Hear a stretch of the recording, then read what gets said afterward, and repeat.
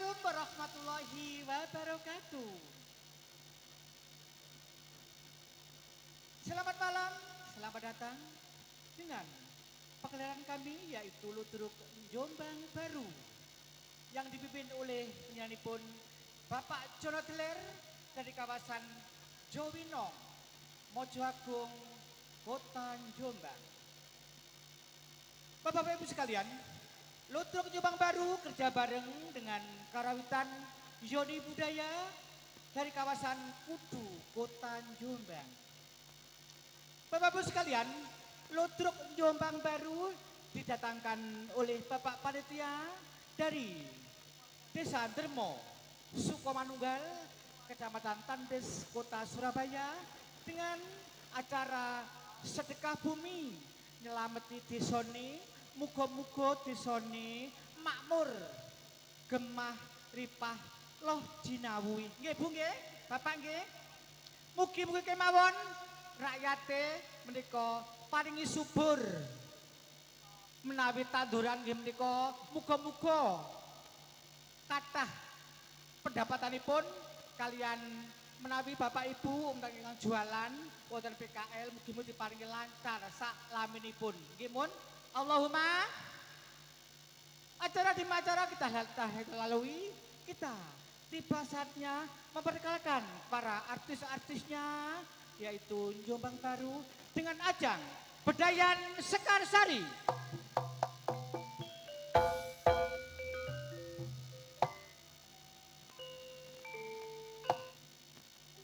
Sebelum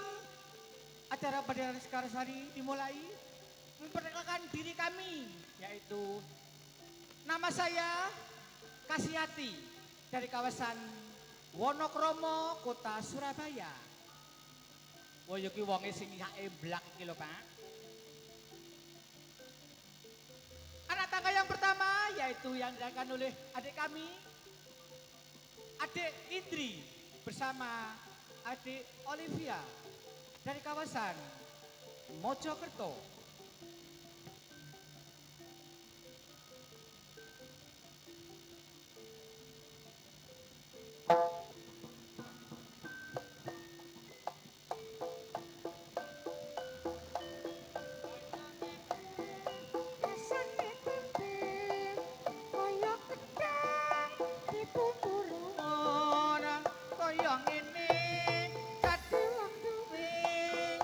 Koyok bayang ginawe lakon ketan kali kulon yo kali kati nyabrang saono uwote ketan kati kulon yo kati dan ditimbang podo abote ger putraku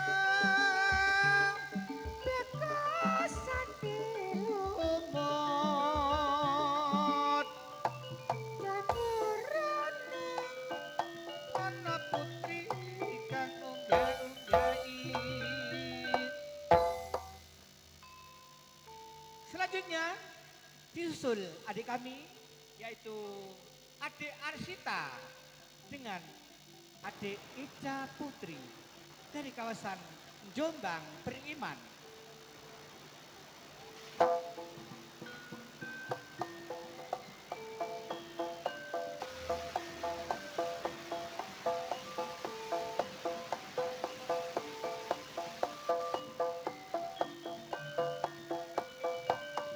Rasane wong ora duwe kaya kayu dinawe lakon menyang Jombang kampung Singon lapak kenang akeh dinding yen tak sambang piring ingon yen ora seneng piye mestine Surabaya kampung keturus kaliana senter bunyune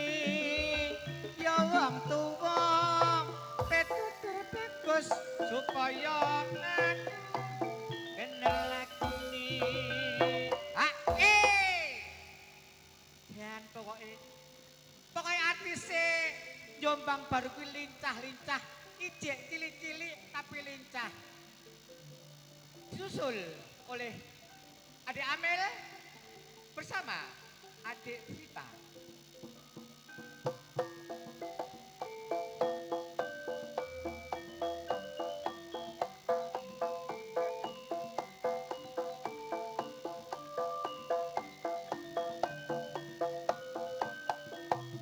Yengetan paling ulon diwasetan ora kelakon godhong jarak sing apa-apa ketirkane tutono ngajar awak mumpung sing muda senenge ati ndang turutono ngger putraku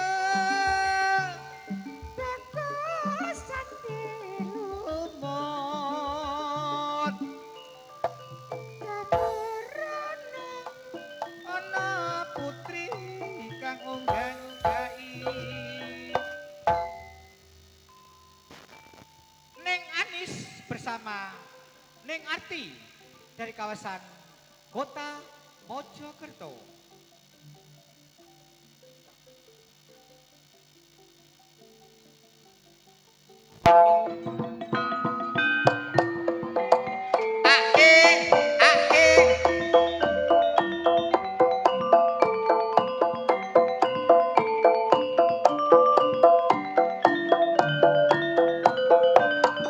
Kodhong cara sing ombo-ombo entir kali dang tututono ngger putraku bagusan dilumut daburana ana putri kang unggah-unggahi ngger putrine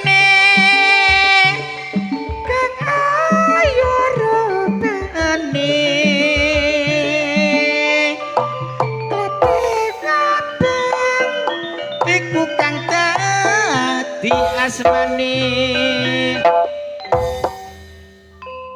intermiso dulu nggih Pak nggih menawi panjenengan sedanten badhe ndugekaken ludruk Jombang Baru dengan acara walimatul khitan walimatul urus upami wonten sedekah bumi kemawon langsung nggih langsung dateng Bapak dan panitia nggih saged langsung ketuanipun nggih saged Bapak Jono alias Deler. Menika saking Jombang. Langsung kemawon wonten nomor teleponipun nggih Pak nggih. Disusul oleh Neng Parsi bersama Neng Tika dari kawasan Gresik.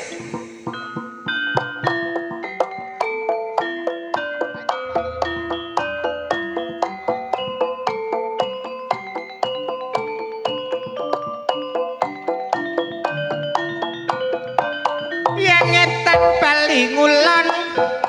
dewa sedan ora kelakon lah yo ngene rasane tepi kaya kentang di bumbu rawon kaya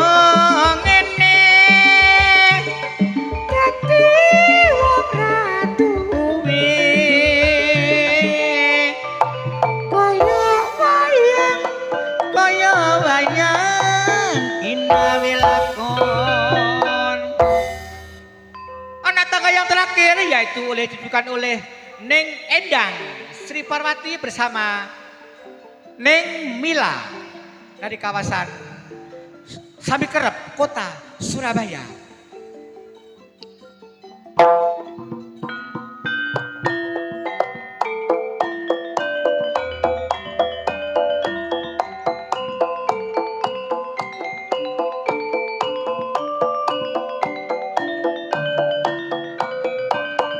Moko ora sambang kirimo ingon ayo kanca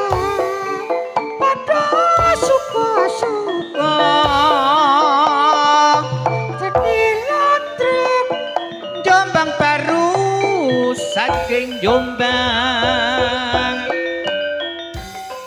kang dipimpin Bapak Jono pribadi dari kawasan Jombang beriman telah lenyap dari pandangan Anda sekalian Pedayaan Sekarsari yaitu dilanjut bapak-bapak mengkelan gending Sekarsari campur sari monggo merapat kemawon nggih betul napa-napa los nyuwun gending mawon kula adosi ayo Cak koplo tarik Cak Yoni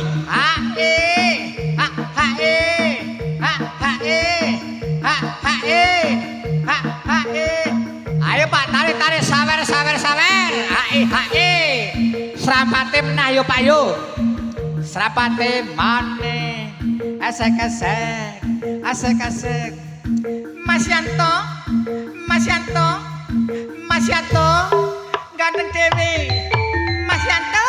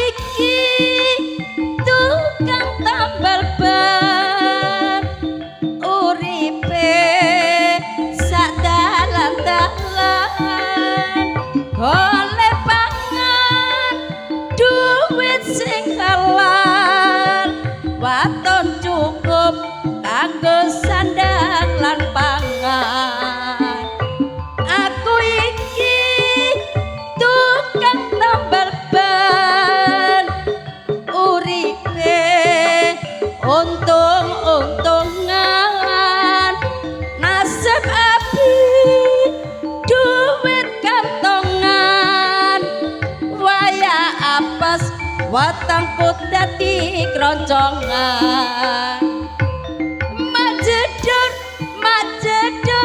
majedor ana ban pecah ah iki rejeki mesti teko majedor kan pecah maneh esok rejeki mesti nglumpuk tambang nglumpuk iki nglumpuk tambang nglumpuk adik goyang kembali bersama Jombang Baru.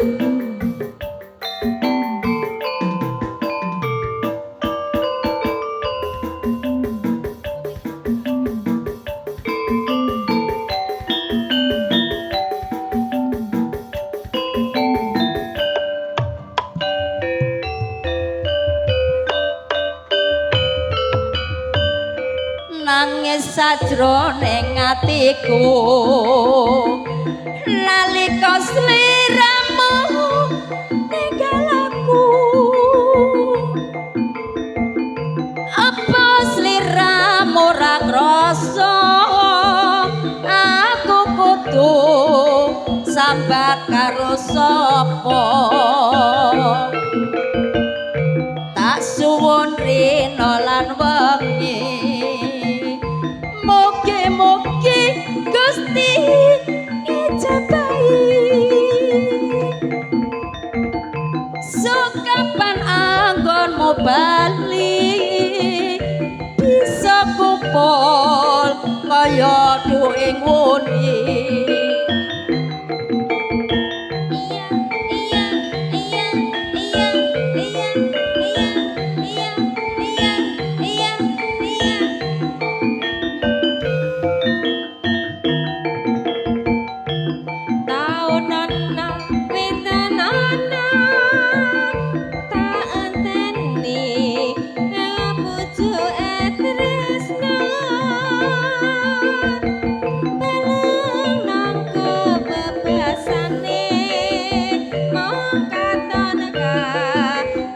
sliramu wae aja lali pawalemu kemana kemas janji-janjimu aku kang setia satu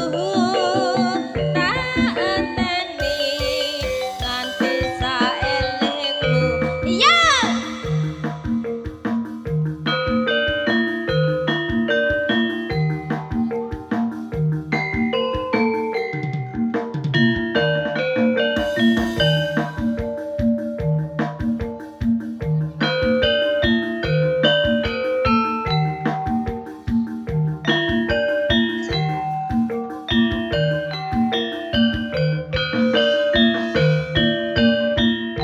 ning ngendi nggonku goleki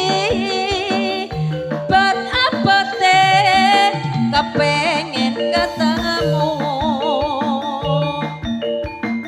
senajan ado tak parani mung nuruti kareping ati bareng saiki ketemu kowe lunga ninggalake aku sumendal rasa atiku lo tumetes nalasi pipiku kene ora tresno Baya kandha kandha sing prasaja aja gawe gelo ati aku ora bakal gondeli kaya ngene lelakonku biyen ngopo kok dadak ketemu yen pancen ditinggalake gawe gelo ati sak lawase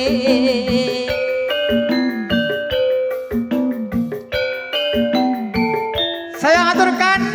matur suwun, terima kasih Bapak Damis selaku Panja Yogo Campur Sari Kota Surabaya. Bapak Damis sekalian, matur suwun, terima kasih.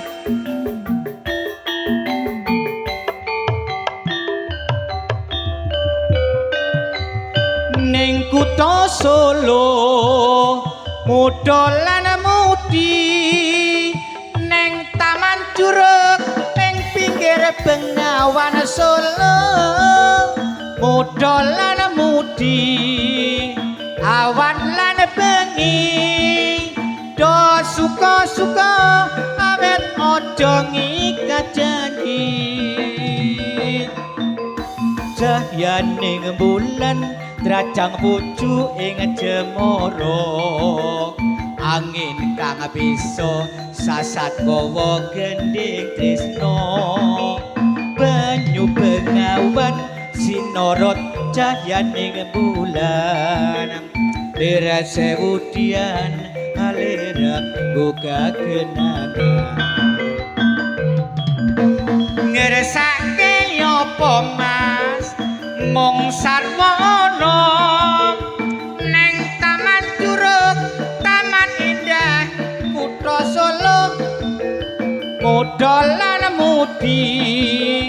awan lan bengi do suka-suka awet aja nikaja mas enten sarwa mas duwun permintaan iki duwun oh mati lampunya cak mungkin ana apa-apa podang kuning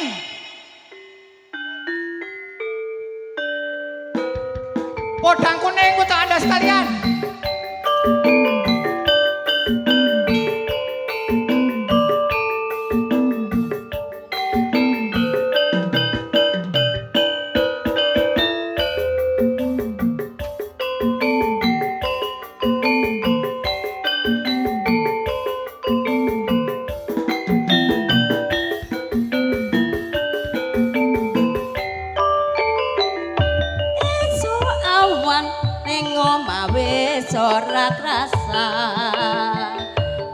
keluyuran anggoleki sing disayang mubeng-mubeng mideranggonmu goleki ora krasa esuk awan nganti bengi maneman yen nganti liya kang nyayang kliyang-kliyang tak sawang mentro ning ngepang gegojekan tak didik saka katon sarwi ngoceh dheweke ngalih mentro elekae tak suwun baca ngecek padang kuning agawing pikirku koming sleret tireng tak sawang katon manise ibu bunga wis kelakon nyanding tuweke ora gampang atiku pengiwang liyan yen si podang pandutut ati kebranan ora bendo atiku tanah saya putra tak sranani sun pikat pulute beda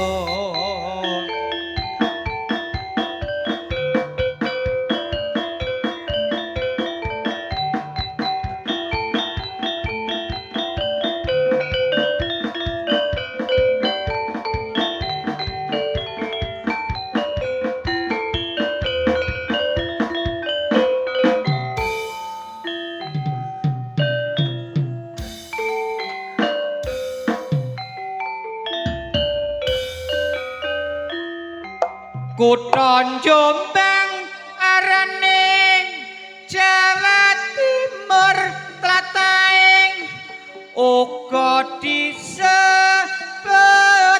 kutha beriman bersih indah nyaman wis dadi nyatane